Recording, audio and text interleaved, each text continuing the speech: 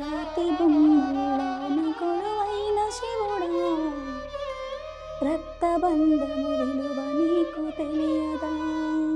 అంటరాని వాడన్నా అంబేద్కర్ చూడరా, పై చదువులు చదువుకొని రాజ్యాంగం రాసినాడు.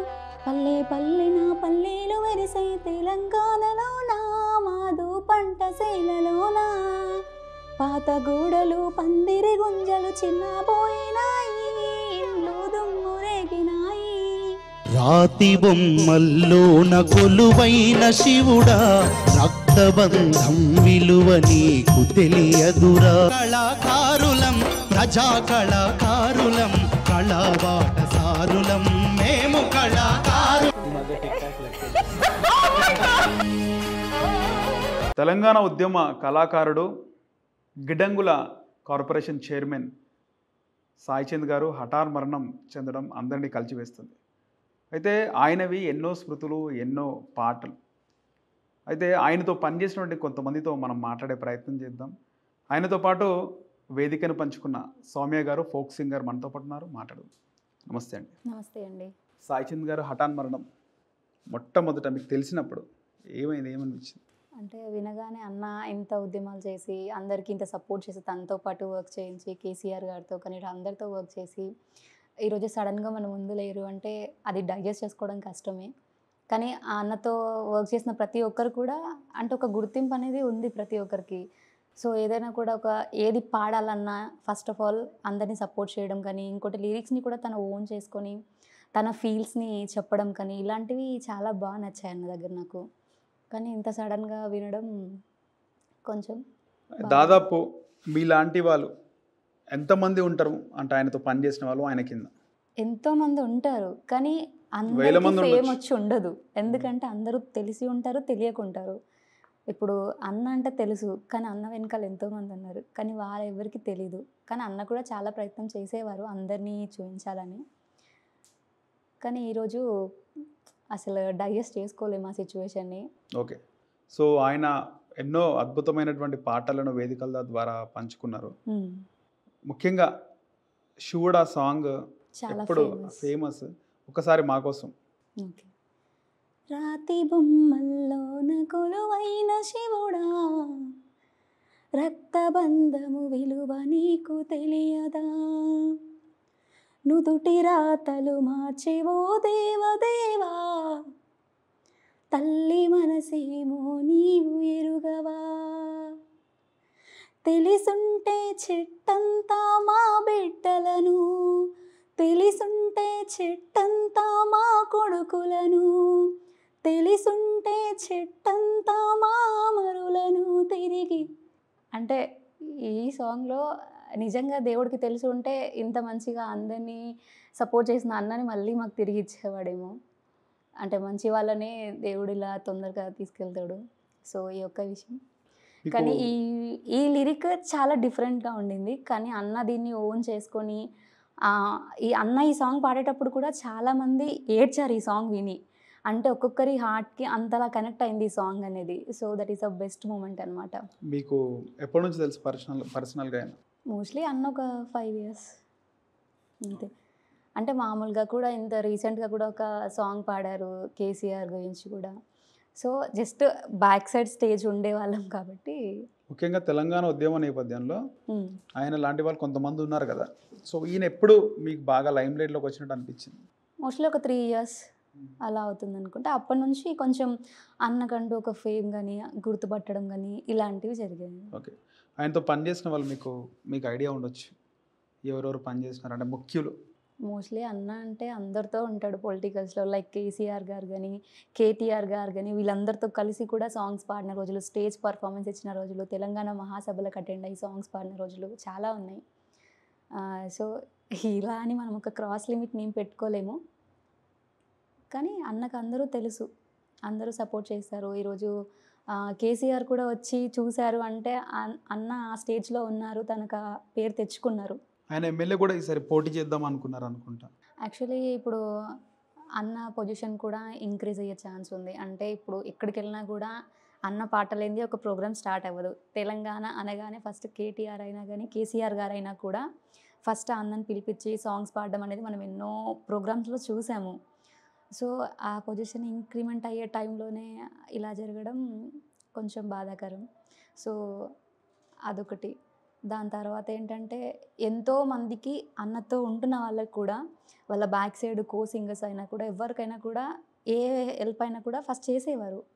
అంటే అలాంటి మంచి మెంటాలిటీ ఉన్న బ్రదర్ అనమాట. సో సడన్గా ఇలా అయిపోవడం అసలు ఎవ్వరు కూడా డైజెస్ట్ చేసుకోలేకపోతున్నారు. మధుప్రియ గారైనా కూడా ఎవరైనా కూడా ఎందుకంటే చిన్నప్పటి నుంచి వాళ్ళతో కలిసి వర్క్ చేసి మధుప్రియ గారిని చిన్నప్పటి నుంచి ఎత్తుకొని పెంచారు. సో తను కూడా పాపం బాగా ఏడ్చేసింది. అంటే అన్నయ్య అనే ఫీల్ అనేది ఇంకా ఆ బాండింగ్ అలాంటిది. సో విజువల్స్ మీరు చూసుండొచ్చు, వాళ్ళ వైఫ్ది చనిపోయిన తర్వాత హాస్పిటల్కి వెళ్ళడము. చూశాను. అన్నీ కూడా అసలు ఇంకా వాటి గురించి రిమైండ్ చేస్తే కళ్ళల్లో కన్నీళ్ళు ఆగవు. అంత అసలు ఇంకా దాని గురించి మాట్లాడితేనే కన్నీళ్ళు వచ్చేస్తున్నాయి అనమాట. అంత సిచ్యువేషన్ అలాంటిది చూశాను. ఇంకా వదిన అయితే బాగా ఏడ్చేసింది. కానీ ఇంకా ఇప్పుడైతే దేవుడు ఎంతైనా కూడా మంచి వాళ్ళని తొందర తీసుకెళ్తారంటారు కదా. సో ఆయన ఫ్యామిలీకి ముఖ్యంగా ఆయన లేరు. ఆల్రెడీ కార్పొరేటర్, ఒక సంస్థ చైర్మన్గా ఉన్నాడు. సో ఈసారి ఎమ్మెల్యేగా పోటీ చేసే అవకాశం ఉండేది. అయితే ఆయన తర్వాత ఇప్పుడు ఆ కుటుంబానికి ఏ విధంగా అంటే సపోర్ట్ ఇచ్చే అవకాశం ఉందా? ఆల్రెడీ కేసీఆర్ గారు వెళ్ళారు, వాళ్ళని చూశారు, వాళ్ళ కుటుంబానికి మేము అండగా ఉంటామని హామీ కూడా ఇచ్చారు. ఆ విజువల్స్ అన్నీ కూడా ఆల్రెడీ డిస్ప్లే చేశారు, టీవీ ఛానల్స్లో కూడా వచ్చాయి. సో ప్రజెంట్ అయితే వాళ్ళు హెల్ప్ చేస్తామని చెప్పారు. ఓకే. సో సాయి చంద్ గారితో పాటుగా అంటే మీతో పనిచేసిన వాళ్ళు చాలామంది ఉంటారు కదా. సో ఇంకా ఎవరెవరు ఏ విధంగా మీకు షేర్ చేసుకుంటారు కదా మీతో? అంటే మోస్ట్లీ ఎవరికి ఏది ఉన్నా కూడా ఎంతోమంది టాలెంట్ ఉండి కూడా బయటకు రాని వాళ్ళు ఉన్నారు. వాళ్ళ పేరు చెప్పినా గుర్తుపట్టని వాళ్ళు ఉన్నారు. కానీ వాళ్ళు ఆల్రెడీ ఒక ఇన్ని సాంగ్స్ పాడి అన్నతో వర్క్ చేసి ఇలా ఉన్నారు. కానీ అన్న ఏంటంటే వాళ్ళందరికీ కూడా ఒక పేరు తీసుకురావాలి అన్నట్టు ట్రై చేశారు ఎప్పుడైనా కూడా. స్టిల్ ఇప్పటికైనా ఏదైనా స్టేజ్ ప్రోగ్రామ్స్ ఉంటే అన్న ఇండివిజువల్గా ఎప్పుడు పాడలేదు. వాళ్ళతో పాటు వేరే వాళ్ళకి ఉపాధి ఇస్తూ వాళ్ళ కుటుంబానికి కూడా అండగా ఉంటూ వాళ్ళకు కూడా ఒక పొజిషన్ ఇచ్చి వాళ్ళని కూడా కో సింగర్స్గా తీసుకొని అందరినీ ఎక్స్పోజ్ చేశారు బయటికి, టాలెంట్ని గుర్తించారు. సో అదొక బెస్ట్ క్వాలిటీ అనమాట. ఇంకోటి ఏంటంటే ఏదైనా కూడా ఒక ఇంటర్వ్యూలో చెప్తున్నా నేను విన్నాను, ఏదైనా లిరిక్స్ పాడే ముందు వాళ్ళ యొక్క ప్రాబ్లమ్స్ ఏంటి అనేది ఫస్ట్ తెలుసుకొని ఆ సిచ్యువేషన్లో మనం ఉంటే ఎలా ఉంటుంది అనేది బేస్ చేసుకొని లిరిక్స్ని తను ఓన్గా ఎర్న్ చేసుకుంటాడు అనమాట తను. అంటే ఇప్పుడు మనకు ఉన్న సాంగ్ ఒక వేరే ఉన్నా కూడా దాంట్లో ఓన్ లిరిక్స్ని యాడ్ చేసి మళ్ళీ మనం పాడే సిచ్యువేషన్స్ కూడా ఉన్నాయి. ఇప్పుడు అన్నకి ఎంతో ఇష్టమైన పాట రాతి బొమ్మ శివుడి సాంగ్ ఒకటి. సో ఈ సాంగ్లో కూడా యాక్చువల్లీ బ్రహ్మదేవుడా అని ఉంటుంది, కానీ అన్న ఓ దేవదేవా అని పెట్టాడు. అంటే లిరిక్స్ని ఓన్ చేసుకోవడం. ఇంకోటి ఏంటంటే ఇందులో తల్లి కొడుకుల గురించి కూడా ఉంది. కానీ ఇక్కడ అమరులను అని చెప్పేసి మన తెలంగాణను హైలైట్ చేస్తూ అమరుల గురించి వాళ్ళకు నివాళులు అర్పిస్తున్నట్టు అలా కూడా పాడాడనమాట ఈ సాంగ్లో. దాంతోపాటు ఎన్నో స్టేజ్ పర్ఫార్మెన్స్లలో ఇంకోటి కూడా పాడారు, లైక్ వీరుల్లారా వీరావనితల్లారా. ఈ సాంగ్ అసలు చాలా అందరికీ తెలిసి ఉంటుంది మన తెలంగాణలో. ఈ సాంగ్ కూడా పాడుతూ మన తెలంగాణకి చాలా సపోర్ట్ ఇస్తూ మన సాంగ్స్ అన్నిటినీ కూడా బయటకు తీసుకొచ్చారు. అంతేకాకుండా అంటరాని వాళ్ళు అని చెప్పి ఎంతో క్యాస్ట్ ఫీలింగ్ ఉండింది. అలాంటి వాళ్ళకు కూడా ఒక చేయూతని ఇస్తున్నట్టు కానీ వాళ్ళని ఇన్స్పైర్ చేస్తున్నట్టు కానీ సాంగ్స్ కూడా పాడారు అంబేద్కర్ గారి గురించి. లైక్ మనకు కొన్ని సాంగ్స్ కూడా ఉన్నాయి, ఎలా అంటే అంటరాని వాడన్నా అంబేద్కర్ చూడరా, పై చదువులు చదువుకొని రాజ్యాంగం రాసినాడు. అంటే అంత సిచ్యువేషన్లో ఉన్నా కూడా తను రాజ్యాంగం రాశాడని ప్రతి ఒక్కరికి ఇన్స్పైర్ చేయాలని అలా పాడారనమాట. కళాకారుడిగా ఒక మంచి గుర్తింపు తెచ్చుకొని ఈ పొజిషన్లో ఉండి తన పొజిషన్ ఇంకా ఇంక్రిమెంట్ అవుతుంది అనే టైంకి ఇలా జరగడం కొంచెం. చాలామంది ఫోక్ సింగర్స్ తెలంగాణ ఉద్యమం టైంలో చాలామంది పాటలు పాడడం మొదలుపెట్టారు. అంటే ఆ లైమ్లోకి రావడం జరిగింది. లైమ్లైట్లోకి కొంతమంది ఒక పేరు వచ్చిన తర్వాత ఎక్కడ డబ్బులు వస్తే ఎక్కడ వాళ్ళకు సెట్ అయిపోతే అటు వెళ్ళిపోతూ ఉంటారు. ఈయన సాయి చంద్ గారు అంటే అంతకుముందు ఏపూరి సోమన్న ఇలాంటి వాళ్ళు ఉన్నారు కదా. సాయి చంద్ గారు ఆయన మనస్తత్వం ఎట్లా ఉంటుంది? అన్న ఎప్పుడైనా కూడా ఎంత డబ్బున్నా లేకున్నా ఒకే విధంగా ఉండేవారు. అంటే మీరు తన ఇంటర్వ్యూస్ కానీ, తన వీడియోస్ కానీ, తన సాంగ్స్ పాడే విధానం కానీ చాలా చూసుంటారు.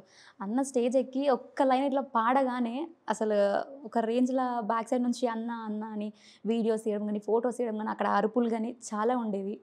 అంటే మనం ఏ పొజిషన్‌కెళ్ళినా కూడా ఆ కలమ్మ తల్లికి రుణపడి ఉంటారని అంటారు. ఆ విధంగానే అన్న ఏ పొజిషన్‌కెళ్ళినా కూడా అందరిని ఈక్వల్‌గా చూడడమే చూశారు.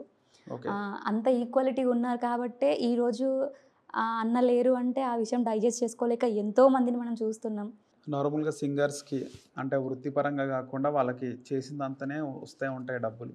అట్లా కాకుండా తెలంగాణ గవర్నమెంట్ నుంచి, ప్రభుత్వం నుంచి కొంతమందికి కంపల్సరీగా ఇంత ఫండ్ గానీ, ఇంత డబ్బులు గానీ వాళ్ళ కష్టానికి ఫలితంగా ఏమైనా ఇప్పించే ప్రయత్నం ఏమైనా చేశారా మీ సింగర్స్‌కి? మోస్ట్‌లీ అన్నేంటంటే ఏదైనా హెల్ప్ కావాలి అన్నప్పుడు హెల్ప్ చేసేవారు.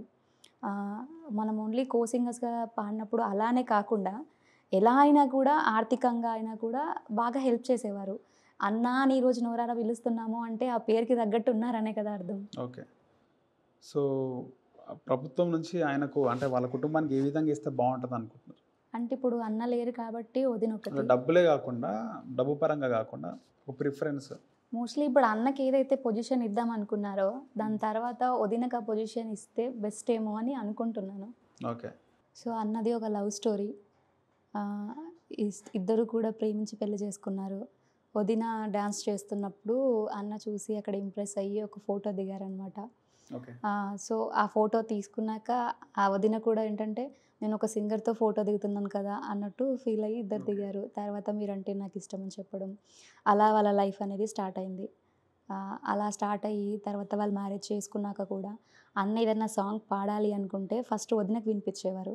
ఓకే. అది వదిన విని అందులో ఏమైనా మోడిఫికేషన్స్ ఉంటే వదిన వాటిని సెట్ చేసిన తర్వాతే ఆ సాంగ్‌ని తీసుకెళ్ళి ఒక స్టేజ్‌లో ఓకే. పెట్టేవారనమాట. ప్రజల్లో. అలా ఉండేదనమాట. ఆ అన్న ఏది తీసుకున్నా కూడా ఫస్ట్ వదినకి ప్రిఫరెన్స్ ఇచ్చేవాళ్ళు. వదిన మాట తర్వాతే ఇంకా ఏ సాంగ్ పాడాలన్నా, ఏది చేయాలన్నా కూడా అక్కడ వదిన దగ్గర నుంచి ఒక మాట తీసుకున్నాకే చేసేవారనమాట. అంటే ఫ్యామిలీకి అంత ప్రిఫరెన్స్ ఇచ్చేవాళ్ళు.